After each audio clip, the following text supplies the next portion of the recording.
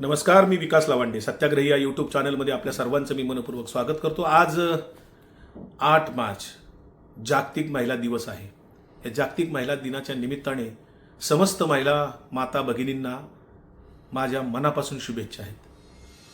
पण ह्या शुभेच्छा देत असताना काही महत्त्वाच्या गोष्टी मी या निमित्ताने पुरुषांना आणि महिलांना सांगू इच्छितोय, म्हणून हा व्हिडिओ आहे.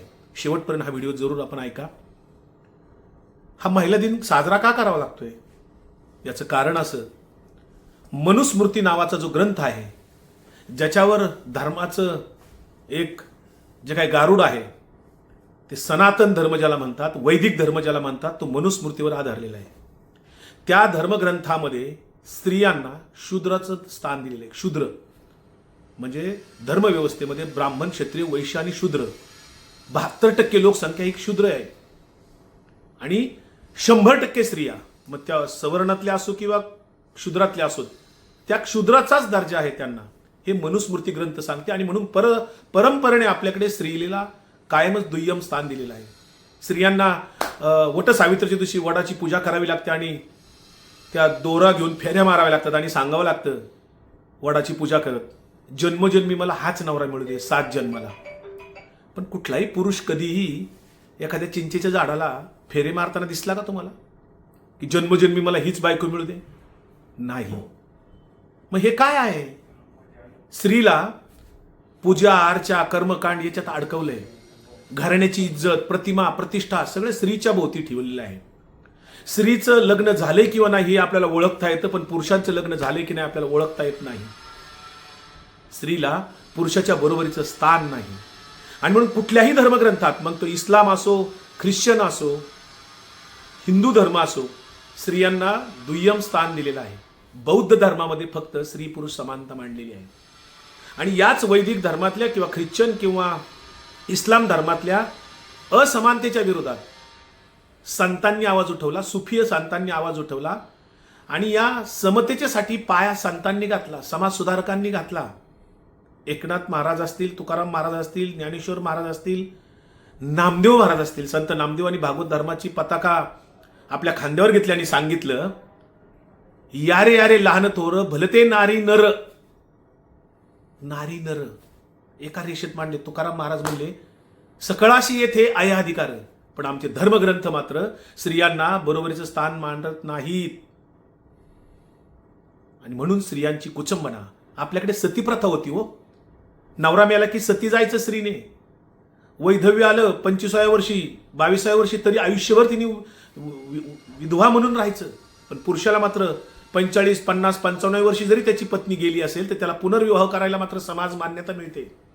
पण आपल्याकडे स्त्रीला समाज मान्यता मिळत नाही.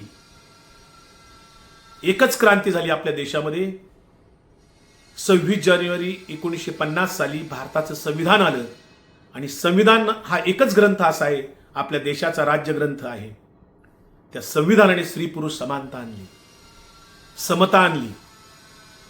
आणि तेव्हापासून महात्मा फुले असेल, त्याच्या आधी सावित्रीबाई फुले असतील, राजाराम मोहन रॉय असतील, अनेक समाजसुधारकांनी काम केलं. सावित्रीबाई फुले दाम्पत्याने, महात्मा फुले आणि सावित्रीबाईंनी महिलांसाठी मुलींची पहिली शाळा काढली. त्यासाठी हाल अपेष्टा सोसल्या, संघर्ष केला, अपमान सहन केला. त्या महात्मा फुल्यांचं स्वप्न असेल, महात्मा गांधींचं स्वप्न असेल, डॉक्टर बाबासाहेब आंबेडकरांचं स्वप्न असेल, शाहू महाराजांचं स्वप्न असेल, सगळ्या समाजसुधारकांचं, संतांचं स्वप्न असेल की स्त्री पुरुष समानता असली पाहिजे, समता असली पाहिजे. ते संविधानात आलं. पण संविधानाच्या नंतर 1950 सालापासून स्त्रियांना कायद्यात जरी तरतूद असली तरी प्रत्यक्षात मात्र महिला धोरण नव्हतं. पद्मविभूषण आदरणीय शरदचंद्र पवार साहेब जेव्हा 4थ्यांदा मुख्यमंत्री झाले, तेव्हा 1994 साली पहिलं या देशातलं महिला धोरण आणलं.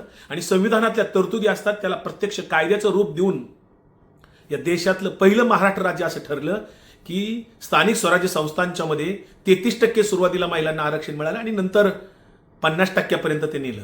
महिला धोरण आणलं. महिला व बाल कल्याण स्वतंत्र खातं निर्माण केलं पवार साहेबांनी. महिला आर्थिक विकास महामंडळ स्वतंत्र उभं केलं. महिलांच्यासाठी जे जे काही करता येईल ते पवार साहेबांनी महिला धोरण आणून केलं, त्याचा पाया घातला. आणि तेव्हापासून महिलांना वेगवेगळ्या क्षेत्रामध्ये संधी मिळू लागली. पवार साहेब संरक्षण मंत्री असताना सुद्धा त्यांनी संरक्षण दलामध्ये 11% जागा महिलांसाठी राखीव ठेवल्या आणि म्हणून आज सैन्य दलामध्ये वेगळ्या स्तरावर वेगवेगळ्या पदावर ज्या महिला दिसतात ना, त्या शरद पवार साहेबांच्या धोरणाचा परिपाक आहे. आणि म्हणून पवार साहेब आता जरी राज्यसभेवर पुन्हा गेले आहेत, ती आपली गरज आहे, महाराष्ट्राची गरज आहे, या देशाची गरज आहे. पवार साहेबांचं राज्यसभेत नुसतं खुर्चीवर बसून असणं सुद्धा आपल्या देशासाठी आणि महाराष्ट्रासाठी खूप महत्वाचं आहे. पवार साहेबांचा ओरा दिल्लीत आल्यावर कळतो, तो महाराष्ट्रात बसून कळणार नाही, टीकाकारांना तर कळणारच नाही. आणि म्हणून आज जागतिक महिला दिन असताना अनेकदा आपण पाहतो लवजिवाच्या नावाखाली काही हिंदुत्ववादी संघटना रस्त्यावर उतरतात. भोसरीचे आमदार परवा महेश लांडगे काय काय बोलत होते, मला मुस्लिमांची मतच नको वगैरे भाषण ठोकत होते. जे महेश लांडगे सुरुवातीला आजमबाई पानसरे नावाच्या तिथल्या नेतृत्वाच्या पाया पडून तिकीट मिळवत होते, आजमबाईंच्या आश्रयाला राहून नेतृत्व मिळवलं, ते महेश लांडगे आता मुस्लिमांच्या विरोधात बोलतात. इकडे गोपीचंद पडळकर असेल, तिकडे नगरला आमदार संग्राम जगताप असेल, कोकणात नितेश राणे असेल. भारतीय जनता पार्टीने अशी आमदारांची एक फौज तयार केली जे रोज हिंदुत्वाच्या गप्पा मारतील, लव जिहादच्या नावाने मोर्चे काढतात. बिगवनला पडळकरनी धिंगाणा घातला, अनेक ठिकाणी धिंगाणा घालतात, लव जिहाद म्हणे. कुठेही लव जिहादचं प्रकरण प्रत्यक्षात मी मागतोय, अनेक वर्षी मिळत नाहीये. जर प्रत्येक पोलीस स्टेशनला गेलं आणि जर डेटा मागितला तुम्ही महाराष्ट्रातल्या आणि देशातल्या कोणत्याही पोलीस स्टेशनला जा, हिंदू मुली असतील, हिंदू महिला असतील, त्यांच्यावर वेगवेगळ्या प्रकारचे अत्याचार असतील, बलात्कार असतील, कुठल्याही प्रकारचे गुन्हे महिलांच्या संबंधाने जे करतात, त्या मुली महिला सुद्धा हिंदू असतात. आणि त्यांच्या फिर्यादी जर तपासून बघितल्या तर त्यात आरोपी सुद्धा हिंदूच असतात. अशा केसेस किती आहेत प्रत्येक पोलीस स्टेशनला?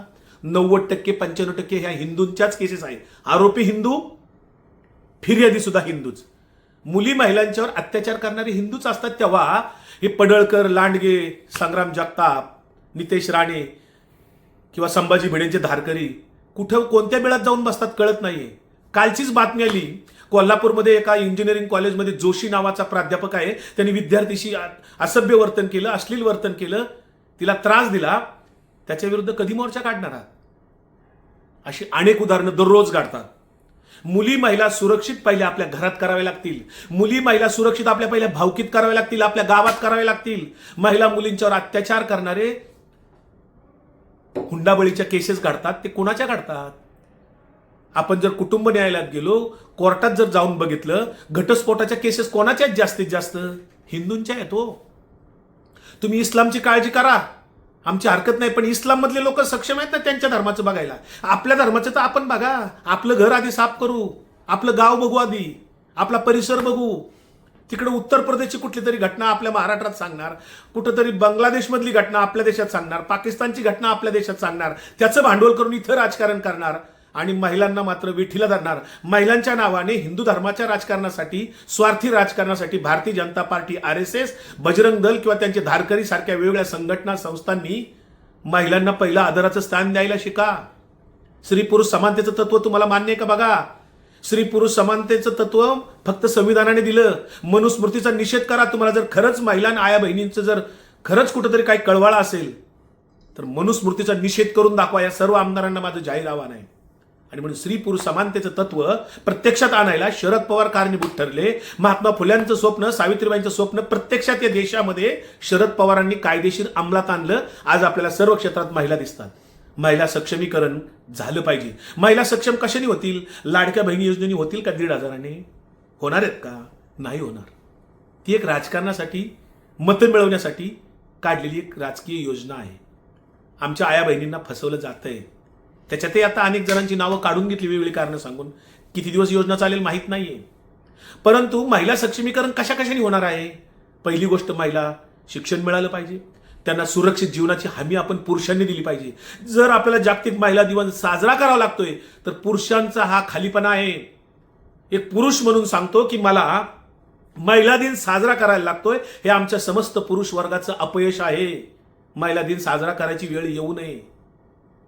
काय यावी लागती? कारण महिला सुरक्षित नाहीत, त्यांना सुरक्षिततेची हमी नाहीये. तिथे महिला सक्षमीकरणाचा पाया आपण घातला पाहिजे.